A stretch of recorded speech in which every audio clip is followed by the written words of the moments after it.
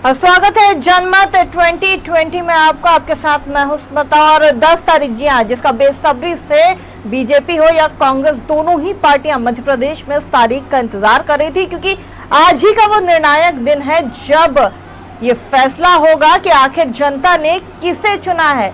उपचुनाव के नतीजे आना शुरू हो चुके हैं, जहां बीजेपी ने बढ़त बनाई हुई है, जिसकी उम्मीद यहाँ पर पूरी जो है वो बीजेपी ने लगाकर रखी थी। तो चलिए बुलेटिन की शुरुआत करेंगे इस वक्त की बड़ी खबर के साथ, जहां पर बीजेपी कार्यालय में जश्न का माहौल है। प्रदेश अध्यक्ष बीडी शर्मा ने ढोल बजाया है। बीडी शर्मा ने सभी 28 सीटें जीतने का दावा तक कर दिया है। तो इस वक्त की बड़ी खबर आपको बता रहे हैं बीजेपी मुख्यालय में, जहाँ जश्न का माहौल है। और ये तस्वीरें आपको हम दिखा रहे हैं बीजेपी मुख्यालय की, जहां पर प्रदेश अध्यक्ष बीडी शर्मा ने पूरी 28 सीटें जीतने का दावा किया है। खुशी के कारण उन्होंने यहाँ पर ढोल तक बजाए। आप देख सकते हैं कि किस तरह से बीजेपी मुख्यालय में कार्यकर्ताओं में जश्न दिखाई दे रहा है, खुशी दिखाई दे रही। जीत को लेकर जिस तरह के लिए वो आश्वस्त नजर आ रहे हैं, और पूरी 28 सीटें जीतने का दावा यहाँ पर प्रदेश अध्यक्ष बीडी शर्मा ने कर दिया है। तो वहीं कांग्रेस की स्थितियां भी जो है वो देखने वाली होंगी। काफी दिलचस्प होगा, क्योंकि आज वो निर्णायक दिन है जब ये फैसला हो जाएगा कि आखिर जनता ने किसे मौका दिया है। आपको बता दें, इसी के साथ बिहार में भी जो है वो मतगणना शुरू हो चुकी है। बिहार में 243 सीटों के लिए मतगणना शुरू है। हालांकि शुरू में आरजेडी जरूर आगे चल रही थी, लेकिन उसके बाद एनडीए जो है वो वहां पर आगे हो गई थी। उत्तर प्रदेश की अगर बात कर ली जाए तो उत्तर प्रदेश की 5 सीटों के लिए काउंटिंग की जा रही है, और साथ ही छत्तीसगढ़ में 1 सीट पर उपचुनाव जो है वो हो रहा है, यहाँ पर उसकी मतगणना शुरू हो गई। तो कांग्रेस ने वहां पर लगातार बढ़त बनाई हुई है। तो इस वक्त की बड़ी खबर आपको मध्य प्रदेश की राजधानी भोपाल से बता रहे हैं, जहां पर बीजेपी कार्यालय में प्रदेश अध्यक्ष बीडी शर्मा जीत का जश्न मनाने के लिए नजर आ रहे हैं। खुशी उनके चेहरे पर साफ दिखाई दे रही है, कार्यकर्ताओं में जश्न दिखाई दे रहा है, और उन्होंने यहाँ पर अपनी जीत का दावा कर दिया है कि पूरी 28 सीटें जो है वो बीजेपी जीतेगी। ये तस्वीरें बीजेपी मुख्यालय से। अब चलिए अब रुक करते हैं मंदसौर का। जी हाँ, मंदसौर में जहाँ हमारे सहयोगी कमलेश पटेल जो है वो वहाँ मौजूद हैं, और बीजेपी के प्रत्याशी हरदीप सिंह डंग से उन्होंने खास चर्चा की है। वो उनके साथ मौजूद है। मंदसौर में किस तरह का माहौल इस वक्त वहां देखने को मिल रहा है, क्योंकि जिस तरह के नतीजे इस वक्त सामने आ रहे हैं, जो परिणाम सामने आते जा रहे हैं, उससे लेकर बीजेपी काफी आश्वस्त नजर आ रही है।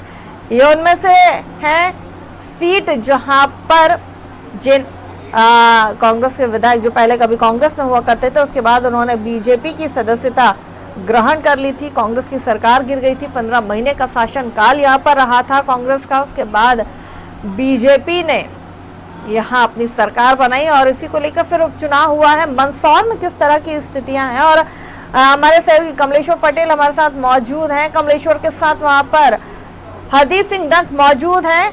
चलिए उनका रुख करते हैं। कमलेश्वर, मंदसौर में इस वक्त किस तरह का उत्साह देखने को मिल रहा है, क्योंकि निर्णायक जो जीत है उसको लेकर काफी आश्वस्त नजर आ रहे हैं यहाँ पर लोग। बीजेपी से हरदीप सिंह डंग आपके साथ मौजूद है, जानना चाहेंगे उनकी खुशी और क्या कहना चाहेंगे वो। 10,000 से उन्होंने अपनी जीत ले चुके हैं, और निश्चित ही एक बड़ी जीत की ओर हरदीप सिंह जी डंग सबसे जा रहे हैं। और मेरे साथ इस सबसे बात करने के लिए मौजूद है हरदीप सिंह जी डंग। बात करते हैं कि किस तरीके से वो खुशी को देखते हैं, क्या कहेंगे इस तरीके से वोटिंग का जो परसेंटेज लगता है, लगातार 21,020 राउंड हो चुके हैं, 8 राउंड और होना बाकी है, क्या कहेंगे? मैं कार्यकर्ताओं के जोश को धन्यवाद देता हूँ, जिन्होंने पोलिंग स्तर पर अपना काम बहुत बुरी तरह, और पूरा संगठन जिस प्रकार से लगा हुआ था, और जनता ने जो आशीर्वाद दिया है, मतदाताओं ने जो आशीर्वाद दिया है, मैं संगठन को भी धन्यवाद देता हूँ, और वरिष्ठ नेतृत्व को भी धन्यवाद देता हूँ कि उन्होंने मध्य प्रदेश को आगे बढ़ाया। और मैं शिवराज सिंह जी चौहान साहब को भी इसलिए धन्यवाद देता हूँ कि उन्होंने इस क्षेत्र को हमेशा विकास के रास्ते में जो ले गए हैं, उसी का ये परिणाम है कि आज यहाँ पर भारतीय जनता पार्टी को जीत की ओर अग्रसर हो रही। तो ये थे मेरे साथ में हरदीप सिंह डंग, जिनका कहना है कि किस तरीके से पार्टी ने अपने पार्टी के कार्यकर्ताओं ने कार्य किया है। तो निश्चित ही जो एक जीत है ये बड़ी जीत की ओर जाती हुई दिख रही है। जी कमलेश, अगर इसके अलावा बात की जाए तो अभी कितने राउंड और बचे हैं यहाँ पर, हाँ, जिनकी गिनती बाकी है, और साथ ही बीजेपी के जो कार्यकर्ता उनमें कितना उत्साह है? लेकिन कांग्रेस की भी यहाँ पर बात कर लेना जरूरी मैं समझूंगी, क्योंकि कांग्रेस ने सीट पर जीतने के पूरे दावे किए थे।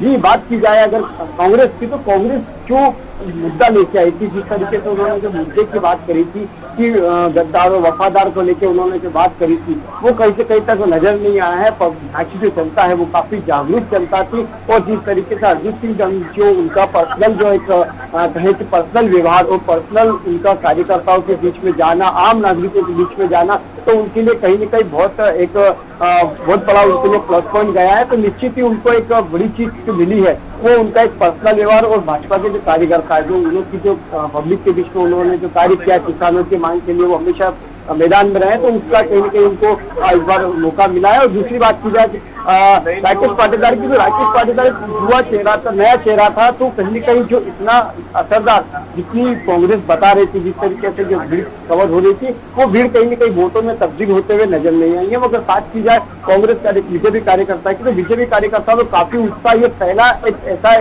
फिगर गया है जो 30,000 से ऊपर हरदीप सिंह जी के कैरियर में ये पहली इतनी बड़ी जीत है। और वहीं जहाँ तक मुझे पता है कि सोहागपुर विधानसभा में अगर किसी विधायक की अगर जीत रही होगी, तो ये सबसे बड़ी जीत इस चीज को माना जाएगा। चलिए, आपसे हम लगातार अपडेट लेते रहेंगे। कमलेश्वर, हमारे साथ जुड़ने के लिए बहुत बहुत शुक्रिया। तो आज वो निर्णायक दिन है जहां पर जनता ने जो मतदान किया था उसके फैसले का दिन आ चुका है। आखिर जनता किसे चुन रही है, जनता किसे सिंहासन दे रही है, इसकी स्थिति शाम तक जो है वो पूरी तरह से साफ हो जाएगी। हालांकि बीजेपी लगातार जीत की तरफ आगे बढ़ रही है, और बीजेपी कार्यालय की भी हमने आपको तस्वीरें दिखाई थी, जहां प्रदेश अध्यक्ष BD शर्मा काफी उत्साहित नजर आ रहे हैं। उन्होंने पूरी 28 सीटें जीतने का दावा भी यहां पर किया है, और उन्होंने यहाँ पर ढोल भी बजाया है। अपनी खुशी का इजहार वो यहाँ करते नजर आ रहे हैं। कार्यकर्ताओं में काफी जोश नजर आ रहा है। तो आज जनमत 2020 का दिन है। साथ ही बिहार में भी स्थितियां कुछ और ही नजर आ रही है। शुरुआती दौर की जब काउंटिंग चल रही थी, उस वक्त जो है वो RJD यानी कि जिस तरह से होर्डिंग्स वहां लगे हुए थे, तेजस्वी ने कल अपना जन्मदिन मनाया था, और उसके बाद तेजस्वी मैं हुआ बिहार, इस तरह की लाइनें भी वहां पर देखने को मिल रही थी। काफी उत्साहित वहां पर लोग नजर आ रहे थे। लेकिन जब थोड़ा वक्त गुजरा तो उसके बाद जो है वो पासा पलटता हुआ नजर आया, और एनडीए एक बार फिर वहां पर बढ़त की ओर दिखाई दिया। उत्तर प्रदेश में भी कुछ इसी तरह की स्थितियां देखने को मिल रही थी। लेकिन छत्तीसगढ़ की अगर बात कर ली जाए तो छत्तीसगढ़ में एक सीट, जी हाँ, एक सीट पर ही वहां उपचुनाव हो रहा है। 70 सीटों के टारगेट को लेकर कांग्रेस वहां चल रही थी, जहां पर कांग्रेस ने उस सीट पर अपनी बढ़त बनाई हुई है। और जनमत 2020 पर आज हम चर्चा कर रहे हैं। ये तस्वीरें आपको हम लगातार दिखा रहे हैं बीजेपी मुख्यालय की। हालांकि इस उपचुनाव की अगर बात कर ली जाए तो इस उपचुनाव में कई तरह की जो है वो बातें और आरोप प्रत्यारोप का दौर भी हमने देखा था। चलिए, हमारे साथ चर्चा में इस वक्त सीधे जुड़ रहे हैं बीजेपी से पूर्व विधायक शंकर लाल तिवारी जी, आपका बहुत बहुत स्वागत है। और साथ ही कांग्रेस प्रवक्ता ब्रजेश पांडे हमारे साथ जुड़ गए। ब्रजेश जी, आपका भी बहुत बहुत स्वागत है हमारे साथ जुड़ने के लिए। तो चलिए चर्चा शुरू करते हैं। जनमत 2020 जिस तरह का जश्न बीजेपी मुख्यालय में देखने को मिल रहा है, क्या कहना चाहेंगे शंकर लाल जी?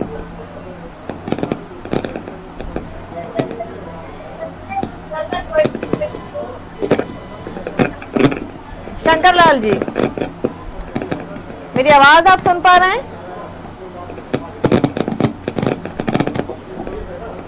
शंकर लाल जी, क्या आप मेरी आवाज सुन पा रहे हैं? लगता है उनसे हमारा संपर्क नहीं हो पा रहा है, उन तक आवाज हमारी नहीं पहुंच पा रही है। ब्रजेश जी, क्या आप मुझे सुन पा रहे हैं? जी हाँ, मैं आपको सुन। ब्रजेश जी, क्या कहना चाहेंगे? पूरी तरह से यहाँ पर जीत का जश्न बीजेपी कार्यालय में तो मनना शुरू हो गया है। कांग्रेस को लेकर आप क्या कहेंगे अब? देखिए स्मिता जी, अभी ये चुनाव का रुझान है। मैं भी कहना चाहूंगा बड़ी विनम्रता के साथ कि शाम 4-5 बजे तक जब तक अंतिम परिणाम ना आ जाए तो इस रुझानों के आधार पर प्रेडिक्शन करना उचित नहीं है। यद्यपि इस चुनाव में भारतीय जनता पार्टी ने न सिर्फ ईवीएम का दुरुपयोग किया, बल्कि भारतीय जनता पार्टी ने जिस तरह से बूथों के अंदर और जिस तरह से निर्वाचन क्षेत्रों के अंदर फर्जी वोटिंग डलवाई, सरकारी मशीनरी का दुरुपयोग किया गया, प्रशासनिक तरीके का इस्तेमाल किया गया, ये सारी चीजें भी सामने आई। उसके बाद भी मध्य प्रदेश का यह चुनाव 2020 का यह चुनाव कांग्रेस की ओर से जनता जनार्दन ने लड़ा था और हम समझते हैं कि जनता के द्वारा लड़ा गया चुनाव में जीत जनता की होती है। अभी थोड़ा इंतजार करना चाहिए। 5 बजे के बाद जब परिणाम करीब करीब तय हो जाए, क्योंकि ऐसे बहुत से निर्वाचन क्षेत्र हैं इन 28 सीटों में जहां तीसरे या चौथे राउंड की गिनती शुरू हुई है, कई सीटों में 29 राउंड की गिनती होनी है। थोड़ा सा वेट करना चाहिए और वेट एंड वॉच के बाद ही इसके बारे में चर्चा बृहद रूप से 5 बजे पे ही कर सकते हैं। अभी सिर्फ एक जनरल प्रेडिक्शन है जिसके आधार पर आदेश नहीं किया।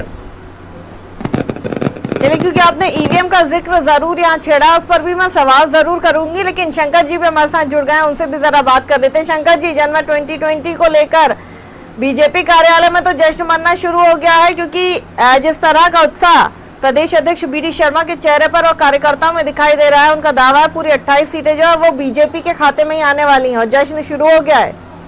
मैं सर्वप्रथम आपको बधाई देना चाहता हूं, चैनल को, न्यूज वर्ल्ड चैनल को और साथ में प्रदेश की जनता को और विशेषकर उन क्षेत्रों की जनता को जिसने इस चुनाव को शांतिपूर्ण तरीके से और पूर्ण कराया। और मैं तो शुरू से कह रहा था, मेरे मित्र भाई है मेरे पांडे जी, अभी भी रुझान बता रहे हैं, अभी भी कोई गुंजाइश बता रहे हैं, तो मुझे उनको कुछ नहीं कहना। पर मैं शुरू से कह रहा था कि ज्योतिरादित्य जी के कांग्रेस छोड़ने के बाद अब ग्वालियर चंबल संभाग में कुछ भी नहीं बचा कांग्रेस के पास। आज पूरे देश के अंदर नरेंद्र मोदी और प्रदेश के अंदर शिवराज सिंह चौहान के पीछे आम आवाम का आशीर्वाद है।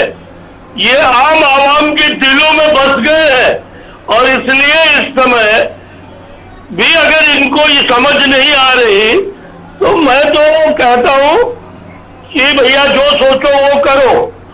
पर आप कहते थे हम 28 के 28 जीतेंगे और ये लीड जो आप बता रहे थे, कई वक्ताओं ने कांग्रेस के कहा था कि पिछले चुनाव में हम इतने हजार से जीते थे, इतने लाख का अंतर है। आज वही अंतर कांग्रेस को झेलना पड़ रहा है और मैं कह रहा हूं आपसे कि प्रदेश के अंदर एक अच्छा निर्णय हुआ है जनता के द्वारा कि एक मजबूत सरकार, स्थिर सरकार, काम करने वाली सरकार, गरीबों का, महिलाओं का, कन्याओं का कल्याण करने वाली सरकार और शिवराज सिंह जैसा नेतृत्व अब प्रदेश के अंदर 3 वर्ष, 3.5 वर्ष काम करेगा और इस प्रदेश को आगे ले जाने में पिछले 15 महीने में जो पाप हुए थे, जो भ्रष्टाचार, जो ट्रांसफर के नाम पर लूट हुई थी, वो सब खत्म होगी और जनता को निश्चित रूप से लाभ पहुंचेगा। अभी बहुत काम करना है, कोरोना के लिए भी काम करना है, कोरोना के कारण बेरोजगार हुए लोगों के लिए काम करना है, किसानों को निरंतर मोदी जी और अभी शिवराज जी ने 6,000 को 10,000 कर दिया, 0% में ब्याज कर दिया। अभी किसानों को दोगुना लाभ देने की नियत से हमें बहुत काम करना है। आज धन्य है प्रदेश की जनता जिसने, और उन क्षेत्रों की जनता जिसने विकास को पहचाना, जिसने बीजेपी के कमल पर मोहर लगाई। मैं उनको सबको प्रणाम करता हूं, जनता का अभिनंदन करता हूं। विजय जी, क्या कहना चाहेंगे, क्योंकि विकास का मुद्दा तो आपने भी उठाया था और जिस तरह से बातें सामने आ रही थी कि इस बार टिकाऊ सरकार चाहिए, बिकाऊ सरकार नहीं चाहिए, नारा बहुत चला था। गद्दार शब्द को बहुत इस्तेमाल किया गया था। इसके अलावा जिस तरह के शब्दों का इस्तेमाल इस बार किया गया था, मुझे लगता नहीं कि राजनीति इस स्तर तक आ सकती थी। लेकिन उपचुनाव में हमने वो तमाम चीजें भी यहाँ देखी थी। विकास का मुद्दा आपने भी लिया था, क्योंकि आप अपने 15 महीने की सरकार को लेकर बात कर रहे थे वर्सेस 15 साल शिवराज जी की सरकार को लेकर आप बात कर रहे थे। लेकिन जनता ने तो यहाँ पर स्थितियां कुछ और कर दी। ईवीएम की बात हमेशा उठाई जाती है, लेकिन जहां कांग्रेस आगे होती है ब्रजेश, जहां कांग्रेस आगे होती है वहां पर ईवीएम मशीन सही होती है क्या? मैंने थोड़ी शर्म करना चाहिए।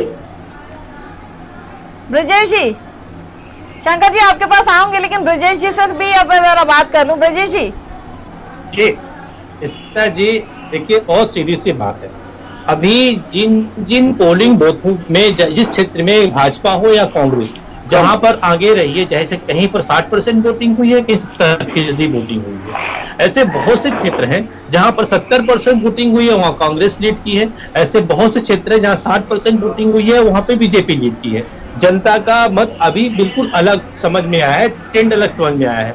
लेकिन कांग्रेस पार्टी ने पहले दिन से कहा कि ये जो चुनाव है ये लोकतंत्र के तकाजे का चुनाव है, और ये चुनाव कांग्रेस पार्टी नहीं, मध्य प्रदेश की 7.5 करोड़ जनता चुनाव लड़ने जा रही है। दूसरी बात ये कि आप एक बात ये समझिए कि अभी मेरे मित्र कह रहे थे, मेरे सीनियर भारतीय जनता पार्टी के वरिष्ठ साथी शंकर लाल तिवारी जी कह रहे थे, भारतीय जनता पार्टी उन सीटों पे चुनाव जीत रही है। अरे भारतीय जनता पार्टी को अर्बन सीटों में वोट अधिक हमेशा मिलते हैं, लेकिन रूरल जगहों पे हारती रही है भारतीय जनता पार्टी। तो मेरा सिर्फ यही कहना है अपने भाजपा के प्रवक्ता साथी से कि आप 5-6 बजे तक इंतजार करिए। वो रामचरित मानस में एक चौपाई आती है कि दैहिक दैविक भौतिक तापा, राम प्रीत नहीं काफी व्यापा, सब नर करहि परस्पर प्रीति, चले स्वधर्म निरत नीति।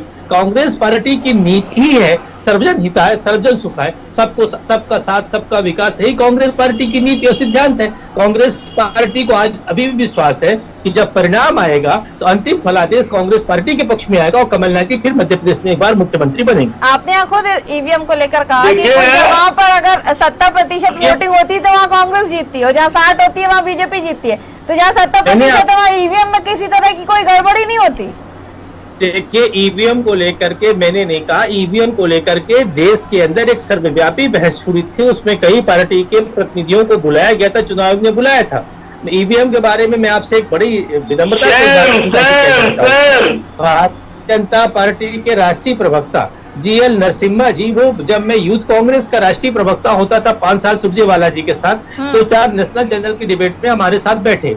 मैंने उनसे एक कहा कि आप मुझको 2008 की बात बताई, जिस पर कि आडवाणी जी ने उनका प्रथम पृष्ठ में अपनी संपादकीय के बाद एक पृष्ठ में कॉलम भी लिखा है ईवीएम को लेकर के। उस पुस्तक में खुद उन्होंने ईवीएम का जिक्र किया। मैंने उनसे पूछा कि जब तक भारतीय जनता पार्टी को ईवीएम का तोड़ नहीं मिला था, सबसे अधिक हाय तौबा इस देश के अंदर कोई पार्टी बनाती थी भारतीय जनता पार्टी, लेकिन अब आपको उसका कोई तोड़ मिल गया है। बेंगलोर का कोई ITI के लड़का निकल करके आपको इसकी बात बता चुका है टेक्नोलॉजी की, जो दिग्विजय सिंह जी ने भी शंका किया, वो भी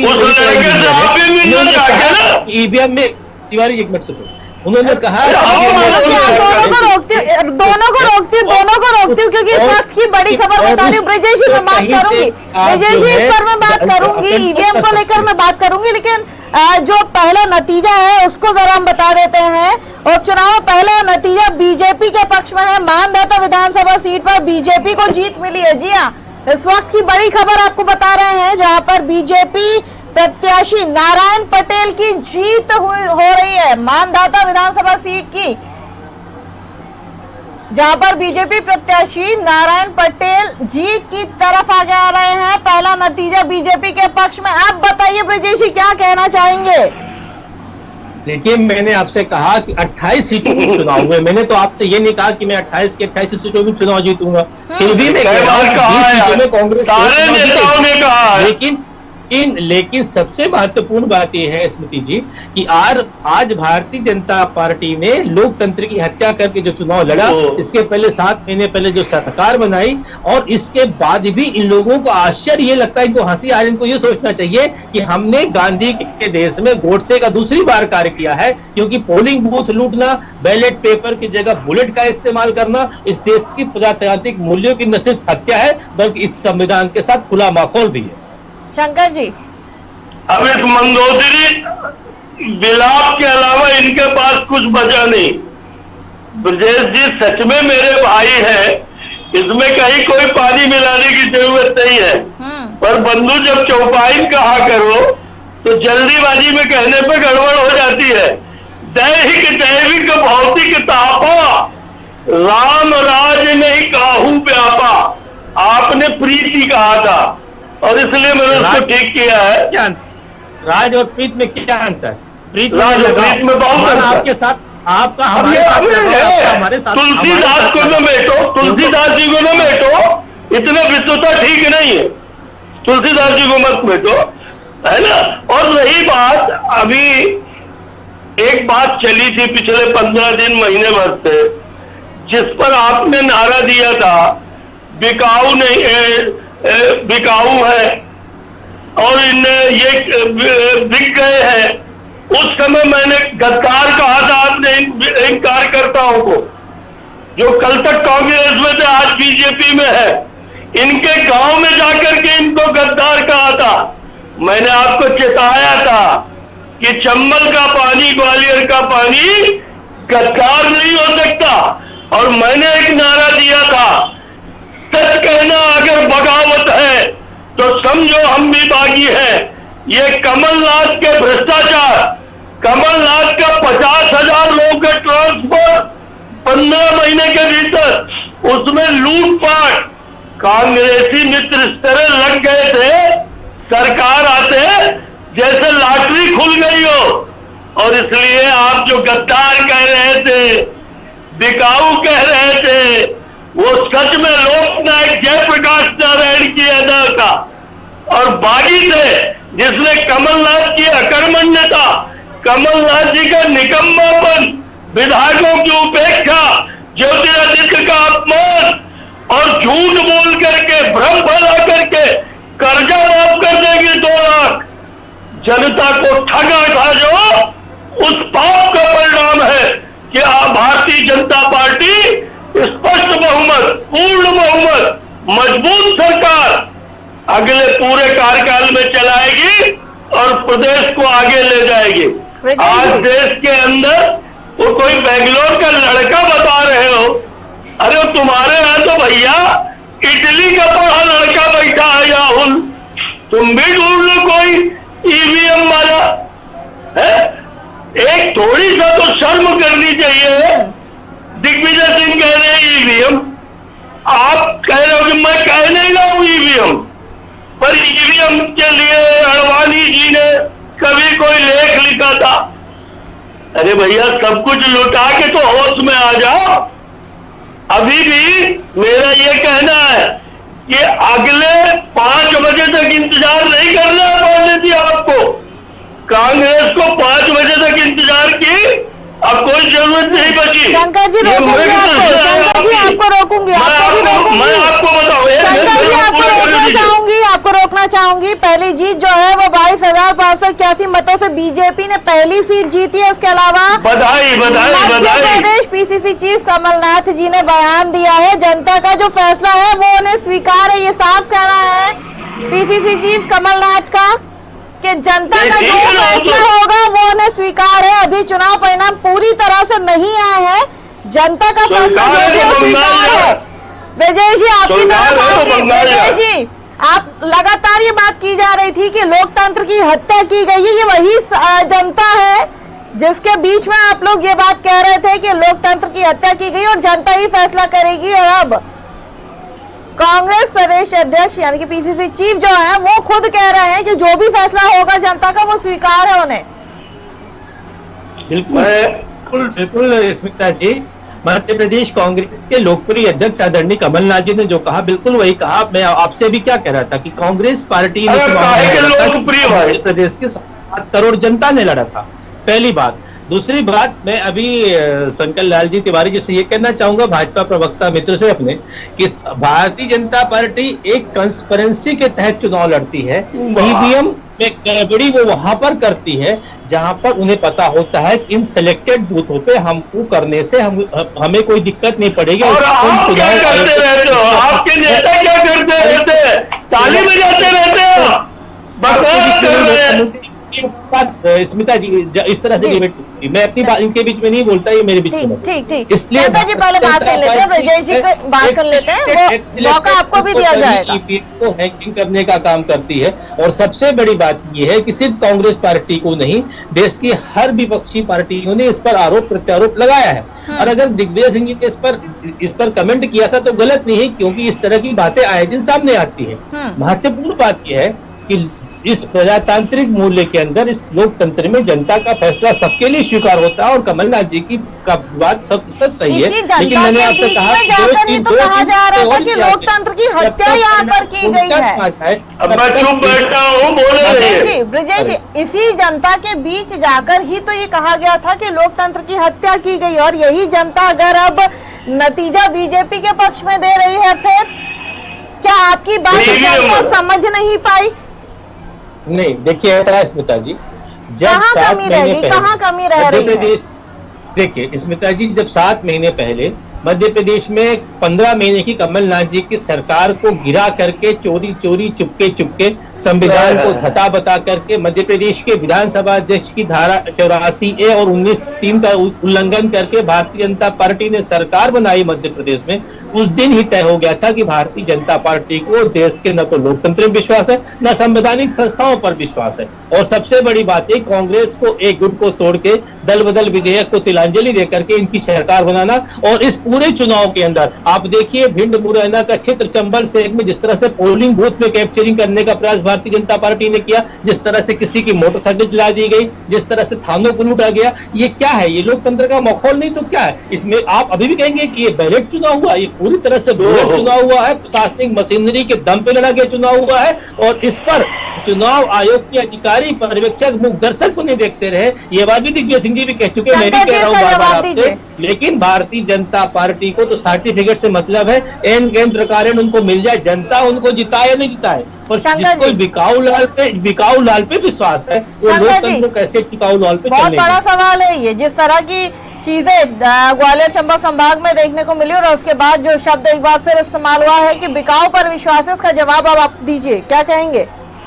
देखिए, मेरा कहना यह है, पहले तो ब्रजेश जी को समझा दूं, वो कह रहे हैं कि 5 बजे तक इंतजार करो, अभी इनका लॉटरी खुलने वाली है। मैं ब्रजेश जी आपको कह रहा हूं, शुरू से कह रहा था कि ज्योतिरादित्य के कांग्रेस छोड़ने के बाद अब आप 25 साल कम से कम इंतजार करो। कांग्रेस 25 हजार वोट से पीछे थे, बाद में आया। वो मौसी के जमाने का घी खाए थे, वो गंदा रहा आपको। आज भी 20,000 से ऊपर तो हम जीते हैं, जो अभी पहले रिजल्ट आया है। और इसलिए ये ईवीएम की बात करने में थोड़ी तो लाज शर्म लिहाज करो। अभी जब आप जीत जाते हो तो ईवीएम बड़ी अच्छी, तब नहीं कहते। और जब लोग कमलनाथ की सरकार बनी, आप जीते, तब ईवीएम नहीं खराब थी। उस समय भी शिवराज सिंह जी मुख्यमंत्री थे, उस समय भी उनका शासन था, तब ईवीएम खराब नहीं थी। लोकसभा चुनाव में जब आप निपट गए ठीक 4 महीने बाद, तो ईवीएम खराब थी। अभी विधानसभा में 28 की 28 जीत रहे थे आप। आपका एक कांग्रेसी ऊपर से लेके नीचे तक, वो कोई 28 के नीचे जाने को तैयार नहीं था कल रात तक। और इसके बाद आज आप मंदोदरी विलाप कर रहे हो, जनता की दुहाई दे रहे हो। जनता ने कांग्रेस को जमी दोज कर दिया है, पूरे देश में कर दिया है। पूरे देश में एक ही नाम है और दुनिया में हिंदुस्तान के नाम से, वो है नरेंद्र मोदी।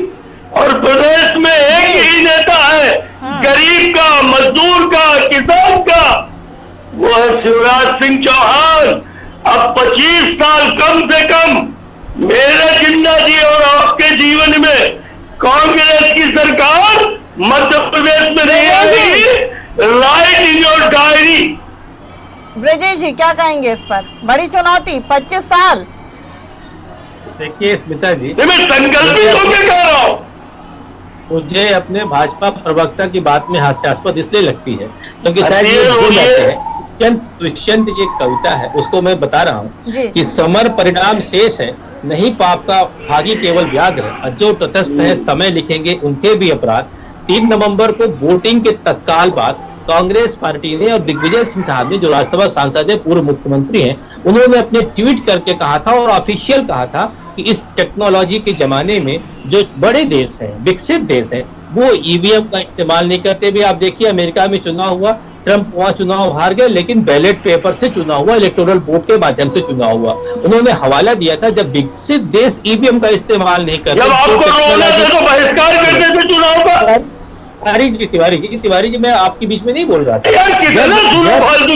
जब बड़े देश, अरे शंकर जी सुनने दीजिए ना, सुनने तो दीजिए, उन्हें बोलने दीजिए अपनी बात। इस्तेमाल नहीं करते तो उन्हें, जिनको ईवीएम पे भरोसा नहीं बड़े देशों को, तो भारत जैसे देशों को, जो अभी इतना उन्नत देश नहीं हुआ है, जो अमेरिका या रशिया देश हो चुका, वो नहीं करता। तो जहां पर एक छोटी चिप लगती है, और आप तो मैम बड़ी विद्वान पत्रकार है, मध्य प्रदेश की समझती हैं, जिस तरह से टीवी को रिमोट के माध्यम से चैनल बदल सकते हैं, उस तरह से उस चिप को कहीं से बैठ के हैकिंग की जा सकती है। ये टेक्नोलॉजी में संभव है शंकर लाल तिवारी जी, और जो लोग इसके बारे में जानते हैं या समझते हैं वो इस पर ज्यादा विवाद नहीं करेंगे। लेकिन महत्वपूर्ण बात यह है कि जिन जगह आप देखिए, बिहार में शुरू में ट्रेंड बता रहे थे, भी आपके इस महत्वपूर्ण चैनल ने बता रहा था कि बिहार के अंदर जनता दल जेडीयू जो थी वो पीछे चल रही थी, लेकिन अब देखिए ईवीएम का कमाल, वहां आरजेडी पीछे है और जेडीयू आगे है। तो ये टेक्नोलॉजी जब तक भाजपा, हम कह रहे हैं कि अगर भाजपा को सच में लोकतंत्र में विश्वास है, संवैधानिक संस्थाओं में विश्वास है, तो ईवीएम को किनारे करके चुनाव क्यों नहीं लड़ती। मध्य प्रदेश के पूर्व विधानसभा अध्यक्ष श्री श्रीनिवास तिवारी जी ने इस बात को लेकर के बहुत अच्छी टिप्पणी की थी, वो बहुत बड़े कानूनविद थे। उन्होंने बताया था कि भारत का संविधान 19(1) भी ये कहता है कि मौलिक बहुत बोलने और अभिव्यक्ति की स्वतंत्रता है, लेकिन उस अगर हो उसकी शंकर जी आपसे पूछिए, क्यों लूटा। शंकर जी 1 मिनट, एक छोटा सा सवाल है मेरा, एक बहुत छोटा सा सवाल है। आप जो कह रहे हैं ईवीएम को लेकर, ठीक है, उस बात को मानते हैं हम, लेकिन जहां बीजेपी की हार होती है, कांग्रेस जीतती है, तो क्या वहां पर ईवीएम में गड़बड़ी नहीं होती है? क्या ईवीएम वहां काम करती है, वहां सही होती है ईवीएम? क्या वहां पारदर्शिता होती है? आप इस बात को मानेंगे? क्या आप इस बात को मानेंगे कि जहां कांग्रेस की सीट आती है या कांग्रेस जीतती है तो वहां ईवीएम में गड़बड़ी नहीं होती है? इसे आप मानेंगे ब्रिजेश जी? जी देखिए, मैंने आपसे कहा कि जहां ईवीएम, जहां कांग्रेस जीते या जहां, मैं एक निष्पक्ष आपसे बात अपना तर्क रख रहा हूं, चाहे कांग्रेस जीते चाहे भाजपा जीते, अगर लोकतंत्र की शुचिता के लिए आवश्यक है कि हम ईवीएम की जगह बैलेट पेपर के माध्यम से चुनाव करें, सिर्फ 28 सीटों में चुनाव था, कांग्रेस ने तर्क दिया था, चुनाव के सामने अपनी बात भी रखी थी, मैं उसको मानना चाहिए था कि 28 सीटों में इस कोरोना काल में आप चुनाव करा रहे हैं, तो उससे ज्यादा सुरक्षित है कि हम बैलेट पेपर के माध्यम से वोट डालें। तो मेरा कहना यह है कि एक प्रयोग करना चाहिए था मध्य प्रदेश में, चुनाव ने नहीं किया, लेकिन पूरे देश के अंदर एक कानून बनाना चाहिए, और फिर से जो पहले अटल बिहारी वाजपेयी साहब के समय, इंदिरा जी के समय चुनाव में वोटिंग पड़ती थी, उस तरह से बैलेट पेपर के माध्यम से चुनाव होना चाहिए। अगर हमको ईवीएम में टेम्परिंग दिख रही है, अगर हम उस पर आपत्ति कर रहे हैं तो इसको ग्राह्य करना चाहिए। ये विषय ऐसा है जिसपे लंबी चर्चा है, लेकिन शंकर जी आपके पास आऊंगे, लेकिन उससे पहले पूर्व मुख्यमंत्री और पीसीसी चीफ कमलनाथ ने क्या कुछ कहा, पहले वो सुनते हैं, उसके बाद फिर चर्चा को आगे बढ़ाते हैं।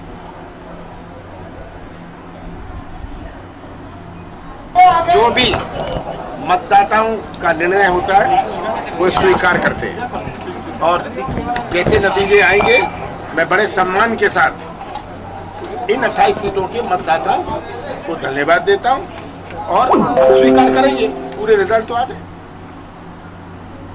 जी शंकर जी, अब आप क्या कहना चाहेंगे? अपनी बात ब्रजेश जी, आप 5 बजे तक इंतजार करने का माला जप रहे थे, कमलनाथ जी कह रहे हैं कि रिजल्ट तो आ गए और मैं अपनी हार स्वीकार कर रहा हूँ। नहीं ये नहीं करेंगे, चलिए मेरे को बोल लेंगे। शंकर जी, उनका ये कहना है कि जनता का जो भी फैसला होगा वो मानेंगे, लेकिन पूरा रिजल्ट आ जाए उसके बाद। एक सवाल आपसे भी है शंकर जी मेरा, आप जिस तरह के इस बार आरोप प्रत्यारोप लगे हैं या जिस तरह की भाषा का इस्तेमाल इस बार उपचुनाव में हुआ है, ऐसा कभी किसी ने सोचा नहीं था। एक जो स्तर था, जो मानक था, वो कहीं ना कहीं गिरा जरूर है। शंकर जी, क्या कहेंगे आप? क्या वाकई उन शब्दों का इस्तेमाल करना चाहिए था? शंकर जी, आप बिल्कुल ठीक कह रही हैं। सच में इस चुनाव में जिस ढंग का और वातावरण बना वो कहीं से भी अच्छा नहीं था।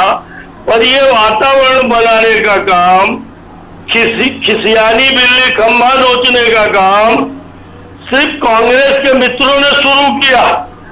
इमरती देवी जैसी जवाब उसी तरह से देना सही था। अगर कांग्रेस ने शुरू किया था, कांग्रेस ने अगर उस तरह से भाषा का इस्तेमाल किया था, तो क्या बीजेपी को भी पलटकर उन्हीं के स्तर पर जाकर जवाब देना था? बीजेपी ने ऐसा कोई जवाब नहीं दिया है कि किसी को आइटम कह दे, किसी को कुछ कह दे। ऐसा बीजेपी के नेताओं ने कहीं नहीं कहा। अगर शीशा लेदर हुई है तो कांग्रेस की हुई। और इसलिए मैं कह रहा हूं कि अगर कहीं मान लो गड़बड़ हुई तो उसको भविष्य में लोकतंत्र की पवित्रता बचाने के लिए देश की अपनी जो सामाजिकता है उसे अब ये गद्दार कह रहे थे उनके गांव में जाकर के, जो कल तक इनके मंत्री थे, इनके साथ भोजन करते थे, जिनके यहाँ ये लोग खड़े रहते थे, उनके घर परिवार के सामने जाके उन्हें गद्दार कह रहे। और इसलिए अब कहां तक कि सुने आदमी। मैं आपको इतना ही कहना चाहता हूं कि मैं तो ब्रजेश जी की बहादुरी को धन्यवाद देता हूं। मेरे रीवा के हैं और सही में हमारे यहाँ एक कहावत है कि वेद जब पढ़ते न बने तो लवेद पढ़ना चाहिए। और दूसरी कहावत है कि चपर पेल से दैया हारा। तो आज पाड़े जी ने जो चपर पेली की बातें की है वो सच में उनकी बहादुरी का श्रेय है। कौन कौन सी धारा किनारे? अरे ये बताओ कि ये कारवां क्यों लूटा, क्यों चुनाव लड़े थे? जब जानते थे कि ईवीएम में गड़बड़ है तो मंदोदरी विलाप करने के लिए चुनाव लड़े थे, लड़ते बहिष्कार कर देते। तुम खुद चुनाव भी लड़ोगे, जीतोगे भी, और जब हारोगे तो ईवीएम खराब है। अरे तुम्हारे कर्म खराब है। कमलनाथ का निकम्मापन, कमलनाथ का नाकारापन, कर्जा माफ करेंगे, ये गरीब किसानों को भ्रम दे करके, झूठ बोल करके पूरे प्रदेश के किसानों को डिफाल्टर बना दिया। बीमा की जो किस्त जमा करनी थी शासन की तरफ से वो नहीं जमा किया। पूरे प्रदेश को 15 महीने में बर्बाद कर दिया तुमने। उसका नतीजा है कि जनता ने जैसे मौका पाया तो न बिकाऊ न टिकाऊ, न कमाऊ न चुराऊ, सीधे शिवराज सिंह, कमलनाथ, नरेंद्र मोदी। और इस पर एक आपका रिएक्शन जल्दी से। स्मिता जी शायद हमारे भारतीय जनता पार्टी के मित्र भूल जाते हैं, एक चौपाई तुलसीदास जी और लिखे हैं, मत कीरित कत भूत भुलाई, अजब जही जतन जहां जही पाई, सो जानब सत्संग प्रभावु लोकों वेद न आन उपाऊ। आप इस बात को मानने को तैयार नहीं है। आपने पहले तो लोकतंत्र की हत्या किया, उसके बाद आप मध्य प्रदेश के अंदर चंगू मंगू की बात कर रहे थे। इमरजेंसी किसने लगाई थी देश में? 6 साल का पार्लियामेंट किसने किया था देश में? इलाहाबाद हाईकोर्ट के फैसले को किनारे करके 6 साल का पार्लियामेंट किसने बुलाया था? संविधान में संशोधन किसने किया था? शंकर, जब ब्रजेश जी का जवाब सुन ले, क्योंकि अब समय कम बचा है मेरे पास में। ब्रजेश जी, सबसे पहले मध्य प्रदेश में भारतीय जनता पार्टी ने अपने बातचीत के माध्यम से पूरे के पूरे मध्य प्रदेश के वातावरण को कलुषित करने का प्रयास किया। भारतीय जनता पार्टी ने आरोप प्रत्यारोप की शुरुआत किया। आप जनादेश को चुरा करके अगर सोचते हैं कि आप मध्य प्रदेश के अंदर लोकतंत्र का ताज आपकी बात है, लेकिन एक बात जानिए, अभी माननीय कमलनाथ जी ने कहा चुनाव परिणाम आने दीजिए, 2 घंटे इंतजार करिए, वेट एंड वॉच, अभी इतनी जल्दी नहीं है। और हम कह रहे हैं कि भारतीय जनता पार्टी जीत रही है तो हमारी बधाई, लेकिन भारतीय जनता पार्टी ने लोकतंत्र की हत्या करके अपनी सरकार बनाई थी। हमारी ओर से तो जनता ने चुनाव लड़ा, हार और जीत जनता की है, इस विनम्रता से हम उसको भी स्वीकार करते हैं। लेकिन शंकर लाल जी को ये गुमान में नहीं रहना चाहिए कि ये वही जनता है। अगर आपको वो अपने मंदिर की शोभा बढ़ाने को स्थान देती है तो वही जनता आपको जमीन में भी लाके पटक देती है। इस बात का मूल्यांकन करके कुछ चीज बोलना चाहिए। आपने ही शुरुआत किया था आरोप प्रत्यारोप की राजनीति, और उसका परिणाम जो है वो जनता को तय करने के 2 घंटे और इंतजार करने। शंकर जी कम शब्दों में इसका जवाब, कम शब्दों में, लेकिन कम शब्दों में 30 सेकंड, सिर्फ 30 सेकंड मैं आपको दे रही हूँ, 30 सेकंड में आप इस बात का जवाब दे दें बस। देखिए मेरा यही कहना है, और मैंने और अपने अनुभव के आधार पर कहना है अन्य मित्रों के, कि कांग्रेस पार्टी का मध्य प्रदेश में पहले भी हालत बहुत अच्छी नहीं थी। नहीं, 3 बार हमने सरकार बनाई। शिवराज सिंह जी ने पहली बार दिग्विजय सिंह के पापों के कारण बीजेपी की सरकार बनी, पर दूसरी बार 2008-2013 में हमने काम किया जनता का। शिवराज जी की योजनाएं, शिवराज जी ने जो कल्याणकारी काम किए उसके कारण हम 8 और 13 में जीते। 18 में इनने भ्रम फैलाया, किसानों को धोखा दिया, हम कर्जा माफ करेंगे। इस कारण थोड़ी सीटों से हम चूक गए, और इन्होंने जोड़ तोड़ करके सरकार बनाई, निर्दलीय विधायक को मंत्री बनाया, कैबिनेट मिनिस्टर, पर अपने विधायकों का काम नहीं कर पाया। प्रदेश का विकास ठप कर दिया।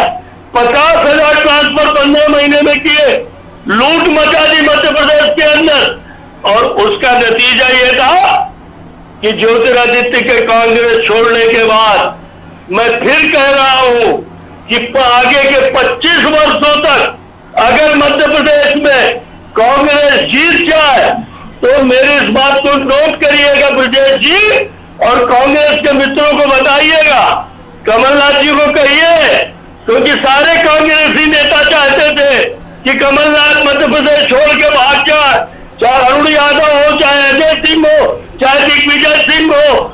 आज कांतिलाल भूरिया का पता नहीं था, ये सब नारियल फोड़ रहे हैं, ये सब खुश है, और कमलनाथ का बोरिया बिस्तर बंगाल भेज दीजिए। शंकर जी अब इंतजार कर लेते हैं मैं 2 घंटे का, ताकि स्थितियां और साफ हो जाए। ब्रजेश जी भी बिल्कुल इंतजार हम कर लेते हैं, और जनता का जो भी फैसला होगा वो सभी पार्टियों को स्वीकार होगा। कमलनाथ जी ने इस बात को बोल दिया। साथ ही अगर मुख्यमंत्री शिवराज सिंह चौहान की बात की जाए तो जनता के फैसले को उन्होंने भी सिर माथे ही रखा है, लेकिन वक्त है अभी इंतजार का, थोड़ा इंतजार और कर लेते हैं, स्थितियां और साफ हो जाएंगी। लेकिन आप दोनों के जुड़ने के लिए बहुत बहुत शुक्रिया।